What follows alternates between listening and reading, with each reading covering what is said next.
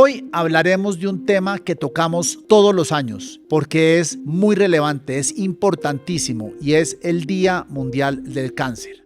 Querida audiencia, bienvenida a Cuida tu Salud, un espacio donde nos sumergimos en la vanguardia de la innovación médica.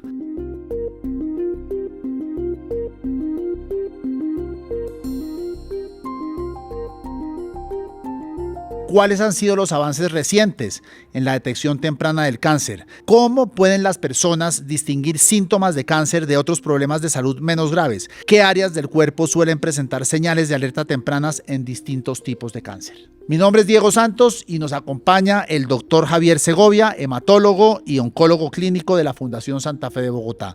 Doctor Segovia, bienvenido a Cuida tu Salud. Diego, ¿cómo estás? Muy bien, gracias. Doctor, el Día Mundial del Cáncer es año tras año, tras año, tras año. Son campañas que uno cuando las analiza son muy parecidas las unas con las otras y se vuelve un tanto repetitivo visto desde el punto de vista del ciudadano. Yo quería hacerle una pregunta, doctor. ¿Eso no lo frustra a usted como médico de ver que hacen todos estos esfuerzos de difusión del Día Mundial del Cáncer y parece que o la gente no aprende o la gente todavía está muy lejana de este tema? Bueno, el cáncer siempre será un tema muy frustrante en el sentido del concepto salud, que yo siempre, cuando discutimos con los pacientes el origen, por qué medio, tú sabes, siempre existe esta incertidumbre y desafortunadamente a lo largo de estos años no tenemos la mejor respuesta.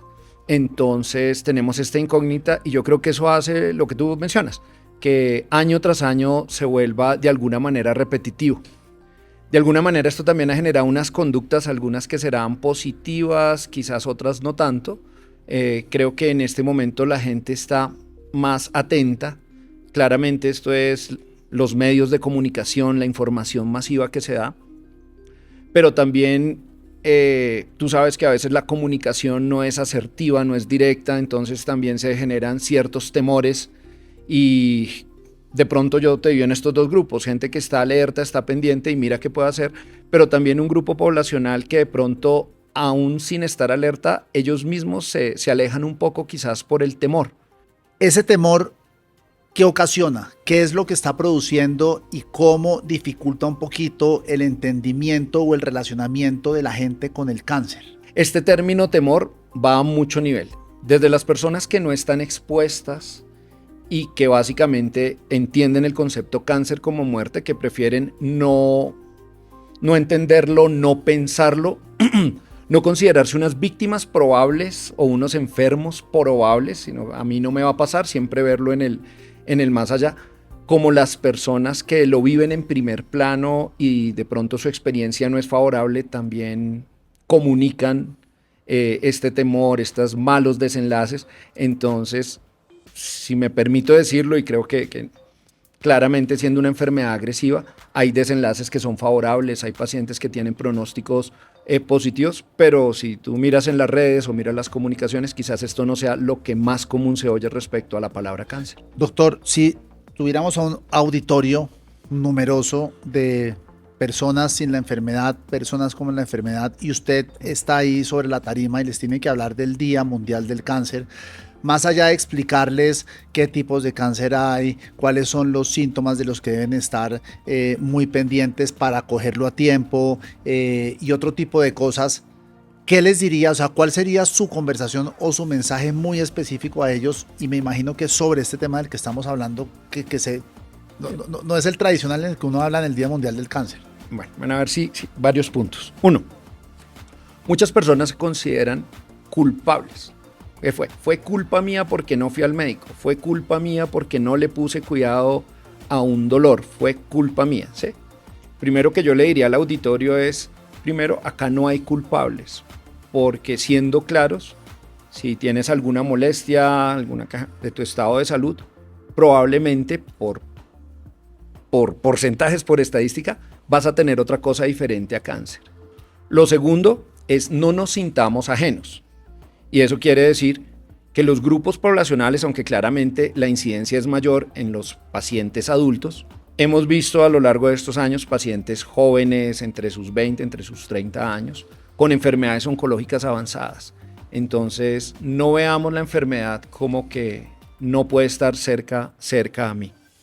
Y lo otro más importante es, no le tengas miedo, porque al final el enfrentarla con miedo no te va a mejorar ni te va a empeorar el pronóstico.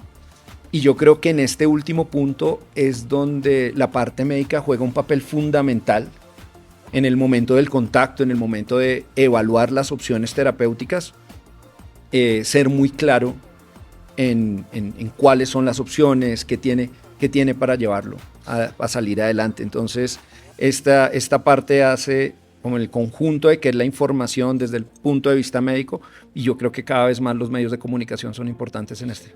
Tenemos unas preguntas de la audiencia, doctor. La señora Olga Pachón nos pregunta si existen estudios preventivos o chequeos recomendados que se puedan hacer de manera regular más allá de los que ya conocemos, por ejemplo, como el de senos y para otros tipos de cánceres. De acuerdo. Desafortunadamente, yo digo no hemos avanzado más allá de lo que tenemos como evaluación en Colombia. Nosotros compartimos la epidemiología con toda la parte de Occidente, sabemos que es importante el cáncer de mama, el cáncer de próstata, tenemos una incidencia muy importante y somos como el tercer o cuarto país a nivel mundial, cáncer gástrico, está pulmón, bueno, prevenible, solamente tenemos vacunación en cáncer de cervix, que para este momento tenemos si llamémoslo así, un porcentaje cubierto de vacunación entre el 35 al 45%, que es muy bajo. De la población. De nuestro foco poblacional. Claro. Y si te digo 35, estoy yéndome alto. Deberíamos estar pensando en que tenemos nuestra población, cuando me refiero a población son niñas, niños, entre los 10 añitos hasta los 20, al menos deberíamos tener vacunados el 80%. Vamos en el 35%, estas son metas a futuro. Es el único cáncer que se puede prevenir. Hay una pregunta muy interesante que tiene que ver con el tema que usted estaba planteando, doctor, y es del señor Francisco Roa. Y es, ¿cómo puedo mantener la calma cuando veo tanta información alarmante en redes sociales? Donde todo es cáncer, muerte, el estrés, todo lo vinculan al cáncer y uno termina muriéndose. ¿Cómo manejar eso? Y es interesante porque justamente ahí también hay gran parte de esa paranoia que surge en torno a la enfermedad. Creo que antes de eso tenemos que trabajar de una manera responsable en la información, que tú sabes que es muy difícil, porque actualmente los medios de comunicación son abiertos. Creo que eso es un reto global, porque la cancerización, me gusta ese término de que el electromagnetismo, el azúcar, las carnes procesadas, el sol, lo malignizamos también, ¿cierto? O sea, hay muchas cosas que no hablamos de proporciones, no hablamos de realmente incidencias claras en cosas. Yo no te digo que el alcohol claramente es malo, hay cosas que tenemos identificadas, la obesidad. También es malo. Hay cosas que en exceso son malas, muchas. Pero realmente a medida que ha ido avanzando y que tenemos acceso a más información de mayor calidad, también nos vemos limitados por la gran desinformación que hay, ¿cierto? Entonces el hecho de cancerizar conceptos a veces genera un mensaje equivocado de que yo estoy a salvo, y no, creo que, como te lo dije de los 3 mensajes, no es culpa suya, pero no lo vea tampoco como alejado, y lo que tenemos que hacer es estar enterados y con la información que vamos construyendo al menos asistir. Creo yo que el consejo es apóyate en el grupo que tiene el conocimiento para poderte guiar o te puede tranquilizar. No te tranquilices tú solo ni te enfermes tú solo, sino apoyado en el sistema de salud. Cada vez hay más profesionales interesados y desarrollando estrategias bien interesantes en el tema de cáncer para poder tener un concepto sobre cómo está mi salud, cómo puedo mejorarla, ¿sí? O qué parámetros puedo seguir para estar bien. Doctor Segovia, 2 preguntitas que me quedan sueltas. La primera es, cuando uno está siendo tratado de cáncer y está en el entorno, en este caso pues de la Fundación Santa Fe de Bogotá, uno se siente más tranquilo, uno tiene un cuidado y una atención permanente, uno logra superar el cáncer y se va a su casa. Pasan los meses, 6, 7, 8 meses, un año, y aparece por ahí un dolor. O cómo se trata la psicología de ese paciente de decir, me regresó el cáncer. En esos casos, ¿qué pasa? Nosotros somos un grupo multidisciplinario. Intentamos hacérselo sentir. Las personas, como bien tú lo mencionas, se sienten muy protegidas mientras están en el tratamiento, porque no es solo venir al oncólogo, la quimioterapia, sino desde el punto de vista nutricional, psicológico, cuidado paliativo, dolor. Mientras estamos en tratamiento somos muy incisivos, intentamos ir educando, porque llega un momento en el que lo que va a marcar la pauta, la diferencia, es el tipo de conocimiento y comprensión que tenga el paciente respecto a su enfermedad.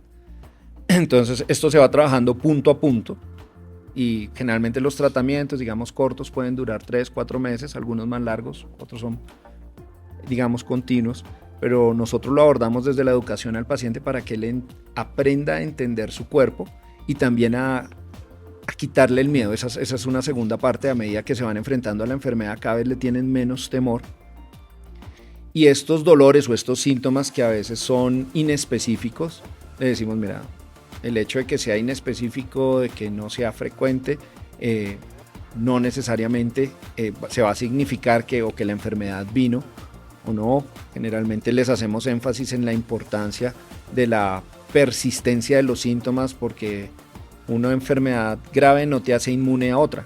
Entonces, siempre que hay un dolor que nos genera sospechas, por ejemplo, yo les digo en la parte osteomuscular, tú vas a hacer ejercicio y puedes tener una lesión, a medida que pasa el tiempo vas a tener lesiones sin hacer ejercicio, pero generalmente cuando es de tipo inflamatorio uno les enseña que los tiempos son cortos, que realmente el dolor en algún momento tiene un pico de intensidad en las primeras semanas, pero luego va como mejorando.